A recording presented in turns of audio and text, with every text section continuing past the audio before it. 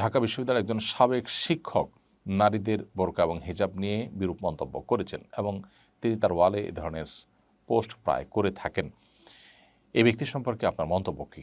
দেখুন, এই বিষয়টি বেশ ব্যাপকভাবে প্রচারিত হয়েছে, সমালোচিত হয়েছে, বিতর্কের জন্ম দিয়েছে। আমরা দেখেছি একজন বেশ বয়োজ্যেষ্ঠ সাবেক বিশ্ববিদ্যালয়ের শিক্ষক, তিনি বোরকা পরা মেয়েদের বোরকা এবং হিজাব নিয়ে উৎসাহ প্রকাশ করেছেন, বিরক্তি প্রকাশ করেছেন। অবাক করা বিষয় হলো যে তিনি তার ফেসবুক ওয়ালে যে সমস্ত পছন্দের তালিকাগুলো দিয়ে রেখেছেন বলে বিভিন্ন পোস্ট আমরা দেখতে পেয়েছি। সেগুলো দ্বারা বোঝা যায় তিনি আসলে অশ্লীলতা এবং নারীকে জাস্ট শুধুমাত্র একটা উপভোগের বস্তু মনে করা, মানুষের মর্যাদা না দিয়ে শুধুমাত্র এটাকে একটা উপভোগের আইটেম মনে করা, এটা তার যেন নেচারে পরিণত হয়েছে। তো এই ধরনের মানুষ তো আসলে বোরকার প্রতি তাদের উৎসাহ প্রকাশ করাটাই স্বাভাবিক, কারণ বোরকা যারা পরে থাকে তাদেরকে